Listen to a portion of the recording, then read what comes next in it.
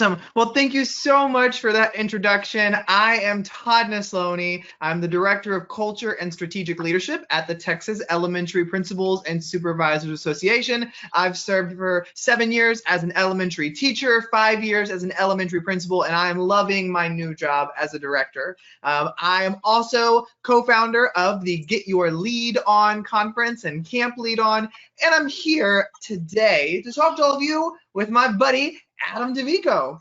What's up, Todd? How's it going? It's great to see you as always. Good. And I am the co-founder with Todd of, I guess, a number of things, but I am here in sunny, North Carolina, and I'm entering my 18th year of education. I've served as a teacher, an instructional coach, a principal, a college professor, and a presenter across the country. So it is my pleasure to be here with you, Todd, today, and ESGI, of course, on, I guess, a little chat about something that you and I are very passionate about: when kids lead. So I ask you, Todd, what happens when kids lead? So I guess the first person that comes to mind is a young lady named Marley Diaz. And Marley, growing up, she saw that as she was reading books at school and at home, she didn't see a lot of characters that looked like her. And she took it upon herself as a young leader to do something about it, because when there's a problem, you can do two things. You can sit back and admire and complain, or you can do something about it. And so Marley decided to do something about it. And she founded the hashtag 1,000 Black Girls Books. And she has created this campaign where people go onto social media and post books with diverse characters and use that hashtag. And as a young leader, has exploded people's attention to diverse books. Well, and when we were thinking about writing When Kids Lead, we wanted to make sure that we featured different kids throughout the book. And so we talk about Marley in the introduction, but somebody else who we talk about, but who also wrote the foreword for our book, is a young man by the name of Joshua Williams. I have had the pleasure of getting to know him. I call him a friend. I've known him for several years now, but at the age of 5 years old, he was so personally impacted by seeing a homeless man on the street and knowing that that man didn't have what he needed, that he, with the help of his mother, started his own 501c nonprofit organization to give food and supplies to those who need it most. And he started in Miami, Florida. It's branched out all over the world now. He's gotten tons of grants. He's been recognized by all sorts of magazines and organizations. And now he is in college pursuing his business degree as he continues to grow that. I love the kid. He is such a great guy. And I was so honored that he wrote the foreword to our book, because if Adam and I are going to write a book called When Kids Lead, we don't want to have all these adults as part of the book. We are already writing it. We got enough adults. So that's why we had a kid write the foreword. We had adults submit kids' names, and we recommend them throughout the book and at the front of the book. And also throughout the book, there are quotes from kids from ages 4 all the way to 19, sharing what they believe about leadership. So it truly is a book about kids. Well, and Todd, here's the thing. People watching right now may be thinking, well, that's great. People like Marley and Joshua doing these amazing things as such young leaders. I have my little class of kindergartners or first graders, but if you think about it, people like Marley, people like Joshua, they have something in common. And many of the people that we talk about in the book, they all started in one of our classrooms. They all started in a school. And so sitting in front of us right now, or for some of you in just a few weeks, whether it's in person or virtually, could be the next Marley, could be the next Joshua, could be the next great leader to solve or address some big world issue. We never know the potential of a child. And so Todd and I get asked all the time, well, where do we start? I'm a kindergarten teacher, I'm a first grade teacher, where do I start? And time again, we start with our voice. And our voice is something so powerful and so important. And so we just want to take a few minutes now, and Todd and I want to share a few ways that we think we can really encourage and cultivate and develop our students' voice. Now, remember, we know there's a unique start to this school year. And so we want to talk about, for those of you who are going to be virtual, and for those of you who are going to be in person as well. So, when we talk about voice, before I even mention anything about the kids, I want to speak to you right now, the adults. And I want you to know that in order to help children find their voices and see their leadership potential, you have to understand the value of your own voice. And you have to realize how much you bring to the table and how worthy you are to be at that school, to be in front of those kids, whether virtually or in person, and to be a part of that community. And until you can make sure that you are confident in your voice, you're never going to really be able to relay it on to kids. And that's not an easy job to do, I will tell you right now, because there are many days where I doubt my own voice. There are many days where I wonder, why the heck did I share that on Twitter? Why am I doing a webinar right now? Who was bright enough to have me write that book? Or why do I even deserve to go speak in front of these kids? Like, I don't have my act together. But the more we surround ourselves with people who will pour into us and remind us of who we are, the stronger we become in our voices. And so when we're encouraging our kids to use their voices, we want to give you a couple of resources that we really like for amplifying student voice. And one of the first ones that I think about is Flipgrid. Now, you may have heard of Flipgrid, you may not have, but if you have or haven't, let me give you a couple of things, the reason why I love Flipgrid. And we've also written about it in the book to give you some more ideas on how to utilize it. But Flipgrid is an easy way for you to collect videos from your colleagues, your parents, your students, or whoever else. And it's completely free. With Flipgrid, you use your school email and you get all of it for free. We're not asking you to pay any extra money for these things today. We're showing you how to get it done right, because we all know we're on all kinds of budgets right now. And so when it comes to Flipgrid, it's as easy as me creating a grid, and then I just share the link out, or a QR code, whichever one I'm more comfortable with the crowd that I'm trying to collect videos from. They then can scan the QR code or type in the code, and all they have to do, it's this easy. They hit the plus sign, it opens up their video screen, and then they hit record, and they hit stop. That's all they got to be able to do. Like, it is so simple. You cannot mess it up. But what it does is, after they've recorded their video response, whether it's them reading a story, them answering a thought-provoking question, them doing an assignment, whatever the recording is, as soon as they hit stop, it uploads their video into the grid that you've created. Now, you've got all sorts of control, so you can make it where they can't see each other or they can't comment. Like, your privacy concerns can all be addressed throughout there. But think about that. I mean, right now, I work with adults on the daily with TEPSA. And let me tell you, when I ask an adult to record a video and send it to me, it is real complicated, because it was too big for email, or what if I text it and it changes the size, or I don't have Google Drive, or I don't know how to use Dropbox, or I tried uploading it in my Wi-Fi and I'm like, oh my gosh. And I'm reminded, when you take the kids to the computer lab, it's the same thing in the computer lab. You have a 45-minute computer lab time and you only get 5 minutes of computer time, because the other 40 minutes is you tell them to stop clicking there. I didn't say to do that. Plug your mouse back in, whatever's going on. We have all been there. And if you haven't, it's probably because you're a first-year teacher. It's coming. Just wait. But with Flipgrid, I mean, I don't have to tell them to upload anywhere to do it. It's like, click this link and just make your video. Like, I'll have access to it. I can download it, do whatever I need to do it. It's all there. Makes it super easy. So, voice means several different things. Just like Todd talked about, Flipgrid is going to encourage kids to speak to a video or speak into the camera and share your voice. But your voice can also be done through your writing, through your thoughts. And so one of our other favorites is Nearpod. Nearpod is an interactive site where you, as the teacher and the instructor, can guide how the flow of your lesson looks, especially virtually, in the world that many of you are going to be entering. And so actually, I had this personal experience today. I was in a training. I was an attendee in a training today, and the presenter used Nearpod. And so we were interacting with the presenter throughout the entire experience through our thoughts. We had reflection times. We had kind of pop-up moments. And so Nearpod allows you to share your screen or your presentation to the participants. And then there are many, many features that you can have that will allow the participants, your students, to then give feedback. Now, I know some of your students are going to be young, and so they may not be able to do full paragraphs and full sentences.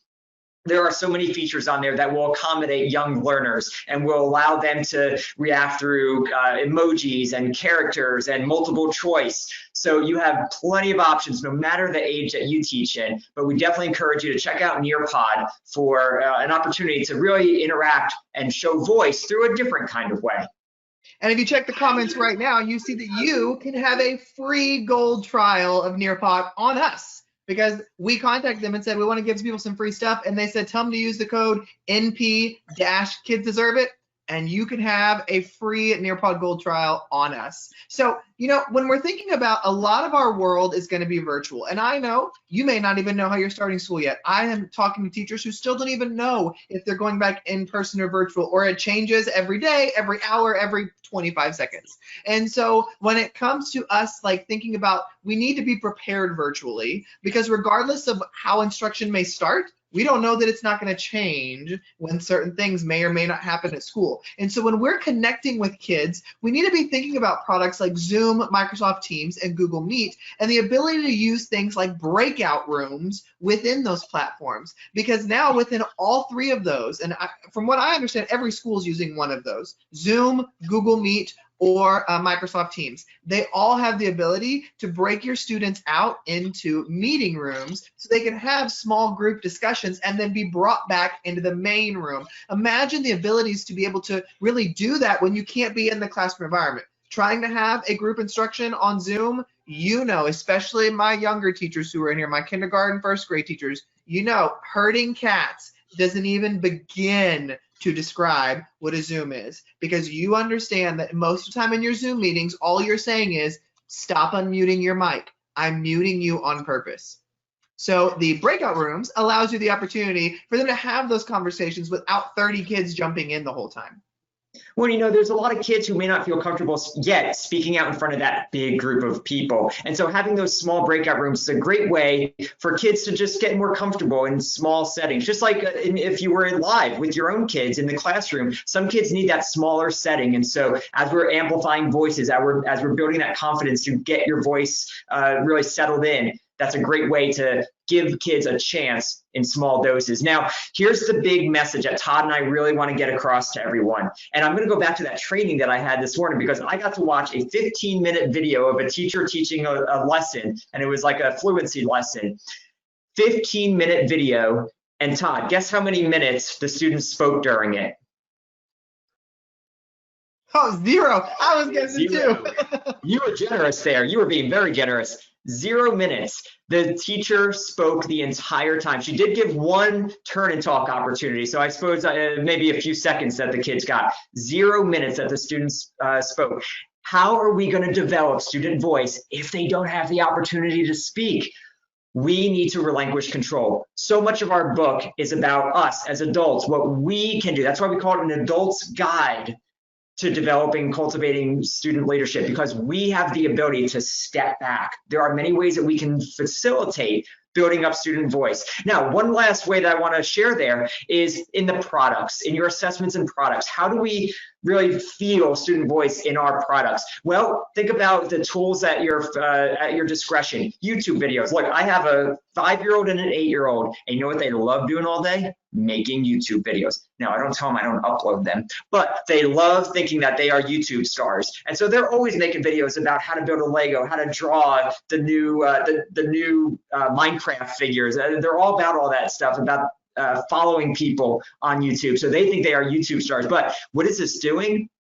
It's giving them confidence on screen and how to speak and how to guide others. And so as you think about your lessons, as you think about your opportunities, don't forget about the opportunity for YouTube and making videos. Of course, you got to put the safety links on and all that kind of stuff.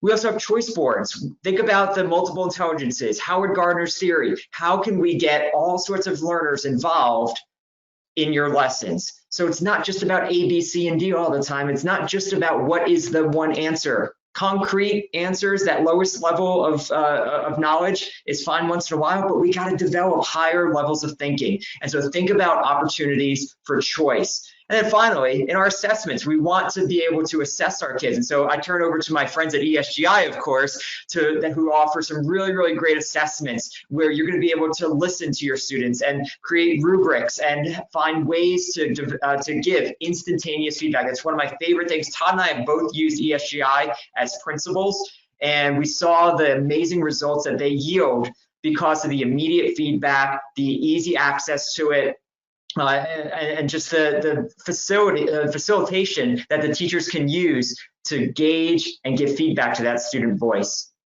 Well, and it's so funny you mentioned ESGI because yes, ESGI asked us to do this webinar. And what I love about them is they're just always looking to provide great content, even if it isn't their product that they're talking about. But I want to talk about it too, because before I even go any further, my teachers were obsessed with ESGI just because of how many problems it solved and how much time it saved them. Even now virtually, like all the things that ESGI has pivoted to try to help students and families and teachers do virtual as well. I mean, I could talk all day long about it, but anyway, going back to our topic, besides that little commercial we just threw in there, when we talk about leaders, one thing that comes quickly to my mind is the not forgetting about the introverts.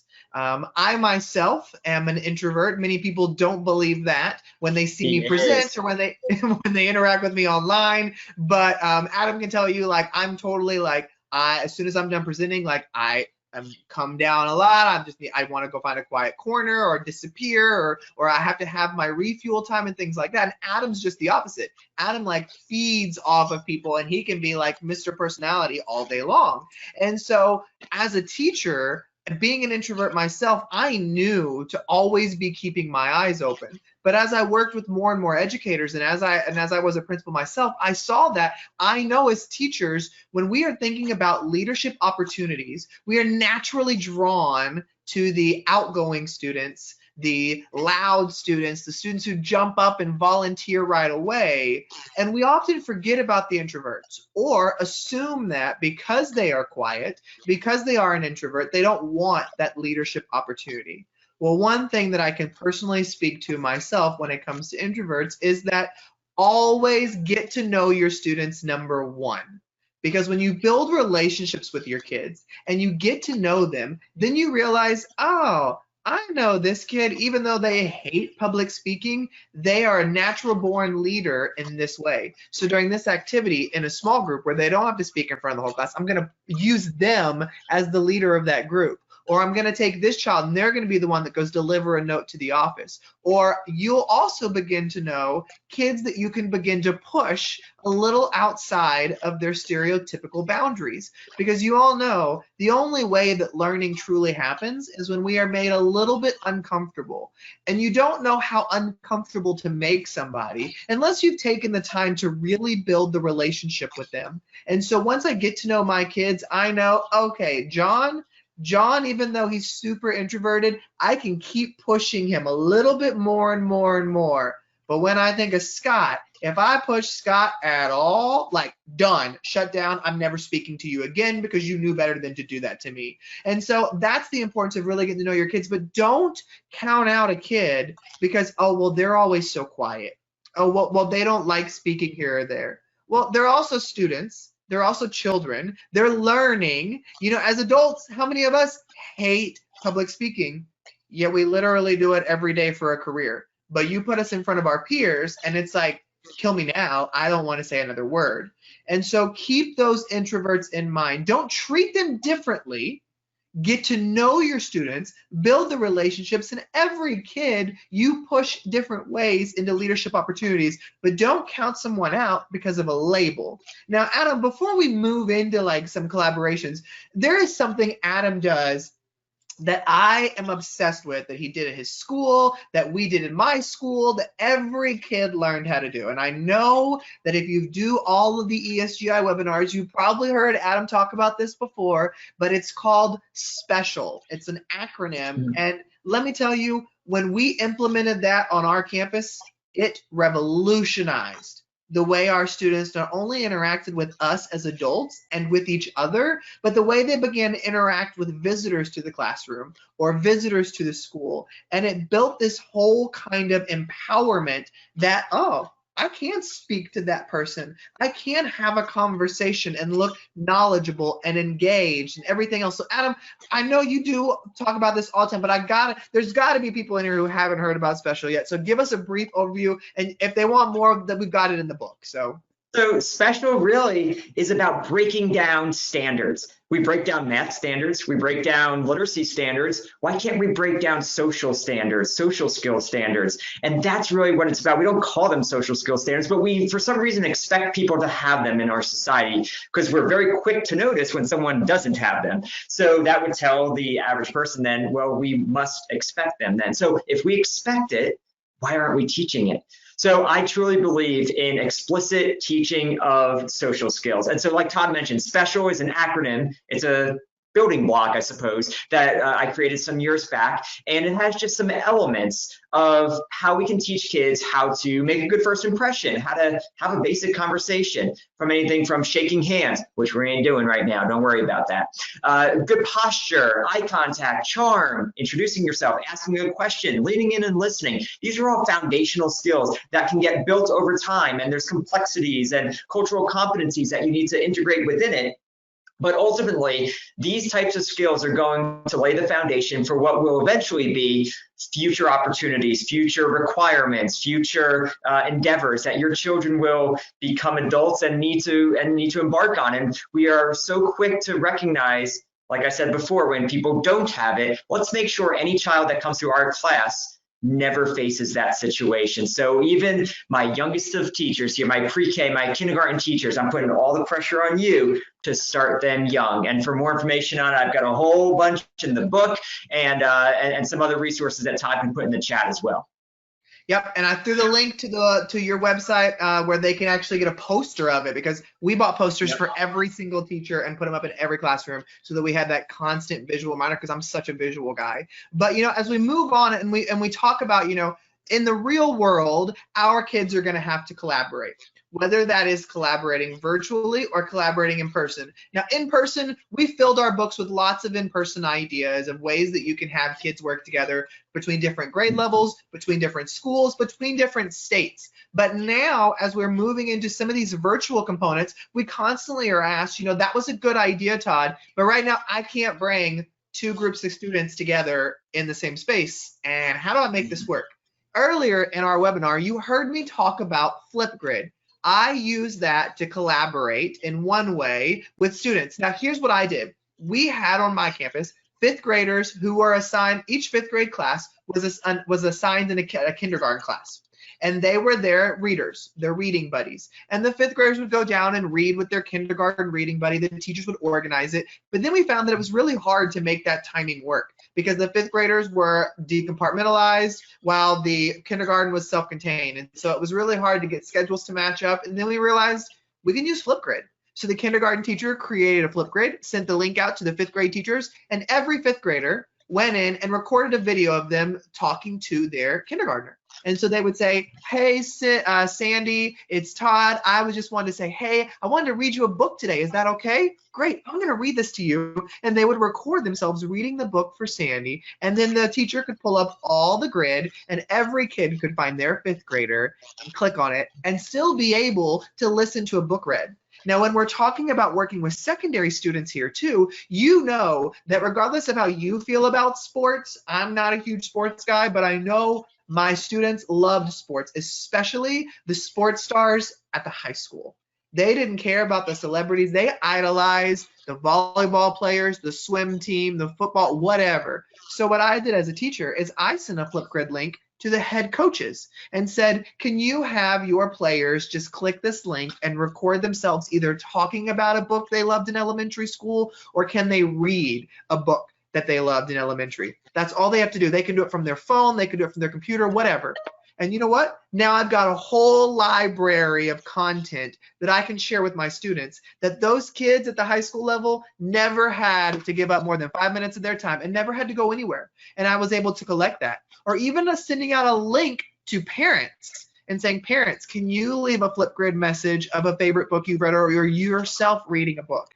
And so I'm able to collect all of that from my constituents, regardless of however I need to do. And so as we're thinking about this even more, moving more and more about collaborating, I also really connected my students with others through Zoom calls. And, in this time of physical separation, I've been invited to countless Zoom calls with classrooms of teachers reaching out to authors left and right, or reaching out to artists, or reaching out to the city manager or the head fire department person, whatever they wanted to do. They would say, hey, can you pop into our Zoom meeting? My kindergartners would love to meet a fireman. That's a great way where even if we're not face to face, even if we can't get it, we can begin to collaborate, and we can begin to collaborate with our community. You don't have to think big and worldwide right away. Use your community. There are so many business owners that would love to pop in or even just record something on Flipgrid if they don't know how to use Zoom or something like that. Like, there's so many ways to make this work, but the more we can collaborate, the better. And think of us as adults. We are naturally collaborating right now through this webinar. We go and we reach out to people left and right. We go scroll through Instagram, go find a Pinterest board, join a Facebook group. That is our way of continually growing ourselves and pushing that out there. And so the more we can do that with our students, the more opportunities we provide, and the more we are able to use the platforms that we're given in different ways. So, you know, Adam, I think, though, that now's the time we completely switch gears. We've talked a lot about tech, but there's something that you know is really important to me, and that if people follow me on social media or have heard me speak at all, you know, I don't care where I'm speaking or what book I write, one thing that's always a part of it is the importance of literacy. And I'm not just talking about literacy with kids, okay? Let me speak to you, the adult, first, before we even jump into it, because we have a whole section in our book called Leaders Read. And it was really important for me to have that in there, because you cannot lead your students if you are not reading. Literacy changes lives. Literacy allows us to have a window into other characters that help us feel less alone in what we're going through. It allows us to see ourselves in mirrors and realize that person looks like me and they're able to do that. I can do it too. It allows us to learn about other cultures and religions and backgrounds and helps us build more empathy. But I run into countless educators who aren't reading, or who tell me, oh yeah, I read a really good book. I mean, I read Kids Deserve It, or I read Teach Like a Pirate, or I read this. And I'm like, okay, those are PD books. You can't recommend those to your second graders. What are you reading that you could recommend to kids? Oh, well, I don't have time for that.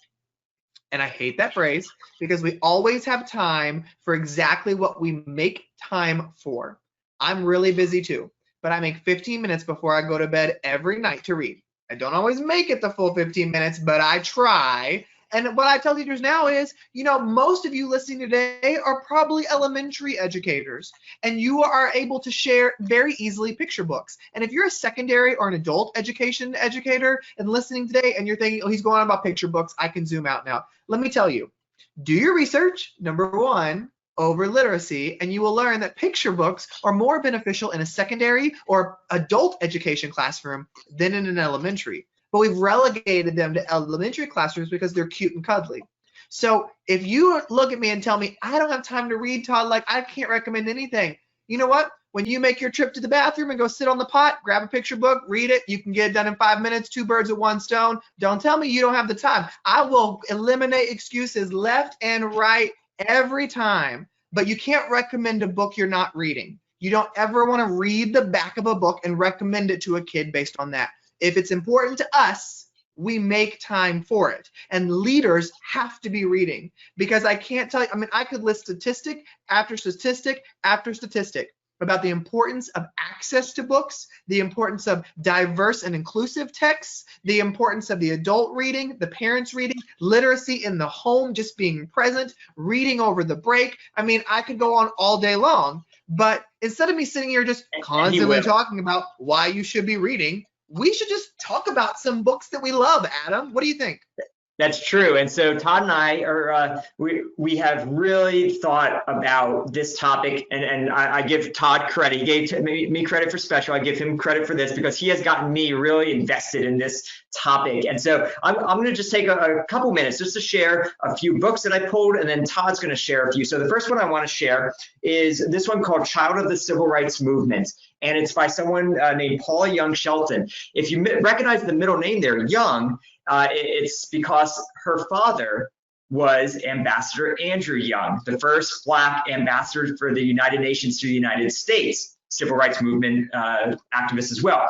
Well, Paula, as a child growing up in the 60s, saw her dad and her Uncle Martin Luther King, participating in all these things. And so this is an autobiography of Paula's time as a child in the civil rights movement. And so she writes from a firsthand perspective about what it was like being so young during this very unique time for Black people in our country. And so she's actually also a teacher. She teaches, I believe, in Virginia, and she writes it with the child in mind. So this is a great book for young audiences, the K1 audience. And of course, from the historical perspective, much older kids as well. The next one I want to show you is called, and this is really inspired. I bought this honestly inspired with the topic that Todd and I always talk about with When Kids Lead. I'm like, there's got to be another book about a young leader. And so right around the same time period with the civil rights movement, this is called The Youngest Marcher. And The Youngest Marcher is about a young lady named Audrey Faye Hendricks. She is the youngest recorded person arrested during the civil rights movement at 9 years old. And so this is her journey, written by an author who got to interview her before Audrey passed away. I believe she passed away about 8 or 9 years ago. But this author got to know her and interview her and got to write a book about her experiences being the youngest marcher. Now this one kind of flips it around a little bit. Now you heard Todd talk just a few minutes ago about picture books being so important and relevant for the older grades. Here you go. This is called The Wall by Peter Seiss. And he writes about his time growing up in Europe during the Cold War. And so this is about his experiences as a child in a totalitarian, man, that's a mouthful there, totalitarian, I still can't say it, government, communist government. And so he writes this growing up in Europe, middle 20th century, 1900s, and what it was like experiencing the rules, the regulations that the government imposed, but knowing that there was so much going on. And he references several pop bands and popular music and popular themes that were going on during that time and how that influenced him to really recognize that there was more to the world. And so this is a great book. If you teach US history, world history, fascism, totalitarian, different governments, this is a great book, written, of course, from a child's perspective with a rich, rich vocabulary and historical story behind it. Todd, what do you got? Okay, I gotta say, I'm upset with you, Adam, because I have never heard you share that last book, and I have never heard of that book, and I have already clicked on Amazon and added it to my cart. So thank you. I'm all about surprising you. Well, I don't like that surprise. Like, I should have already had that book, and so I'm kind of annoyed that you haven't shared that with me yet. But anyway, so one thing that Adam like the books that he shared, we always think about making sure our books are inclusive and are diverse, because regardless of what your students look like, regardless of what you look like and the backgrounds that they come from, our kids and ourselves need to be making sure that we have a variety of voices. And before I go any further with talking about diverse or inclusive text, I want to make sure that you understand about the word diverse. A book is not diverse because it features a character of color or a character of a differing religion. Just because you are reading a picture book and it has a Black character in it, it doesn't mean that you have a diverse book. Books are not truly diverse or inclusive until those stereotypically and historically marginalized characters become the hero of the story that nobody has to save. So I want to let that sink in. Until those historically marginalized characters become the hero of the story that nobody has to come in and save, your books are not truly diverse. And so when you're consuming books or buying them, make sure you're thinking about that. And the more that I've had that in the forefront of my mind, the more I've really been able to take a look at, wow, like I went and just sat down in my library one day and went, I have all the same kind of books here. I need to do better. And so some of the books that I want to share with you, my first one is Binal Cooks Dao I love this book so much. And the reason I love this book so much is because we have so many kids at our schools who come bringing food from home because they don't like eating in the cafeteria. And when they bring that food from home, because they come from a different culture than other kids, the food looks different or smells different than a large group of the students are used to. And oftentimes the elementary kids, that can turn to, ew, gross, what are you eating? Why does it look like that? Instead of understanding the beauty in that culture. I am a big fan of foodie. I love food shows. I love visiting other countries and eating all the weird foods that are like animals that you wouldn't imagine, like all that stuff. I love trying it. I won't eat more than a bite usually, but I love trying it. But this is a beautiful story about a young boy who brings a lunch to school that smells a little bit differently than what the kids are used to, and they're all put off by it. So he and his dad invite his classmates over to his home one day after school and say, come cook dinner with us. Learn about why we use these spices, what memories they pull up, how it brings us together as a family. And as this class cooks the meal together and understands the history behind it, they grow this beautiful love and appreciation for the food that they didn't have before. And it just helps them see that their differences aren't going to separate them. It's just they need to seek to understand. And when I think about seeking to understand, one thing that I talk about with diverse books is if all of your books with African American characters have them as slaves or civil rights activists, your books aren't diverse, you're perpetuating stereotypes. If all of your books with Muslim characters have them fighting in a war or the antagonist of the story, your books aren't diverse, you're actually causing more damage than good. And so when I look for books, I found this is one of my top 5 favorite picture books, just because I love this story called Mommy's Kimar. Kimar is another name for hijab. And with the Kimar, it's a beautiful story about a young girl who isn't wearing a Kimar yet, but she's always sneaking into her mom's closet and stealing her scarves and wrapping them up in there and sleeping with them or dreaming about them. And even when she can't be with mom, the scent on them reminds them. And what I love most about this is she says, when I wear mommy's Kimar, mommy is with me, even when she's away. I close my eyes, and if I breathe in deeply, really deeply, I smell the coconut oil in mommy's hair and the cocoa butter on her skin. But my favorite part of this story is when grandma comes to visit, because grandma's not Muslim. Grandma doesn't wear a kimar, but grandma loves her kids and her family just the same, and they celebrate each other despite differences they may have. Beautiful story called Mommy's Kimar. The last one I'll share is, if you follow me at all, you know last year there was a book I was ranting and raving about every day. It was called A Boy Like You. I loved A Boy Like You. That book made me cry the first time I read it. Well, the author and his wife just released the sequel, A Girl Like You. Oh my gosh, just look at that cover. Look at all those girls. There's girls in a wheelchair, artificial limbs, body type, hair color, skin color. There's so much beautiful diversity, not only in this. Now, the illustrator's Kayla Herron. If you just go Google her and buy every single book she illustrates, because she's brilliant.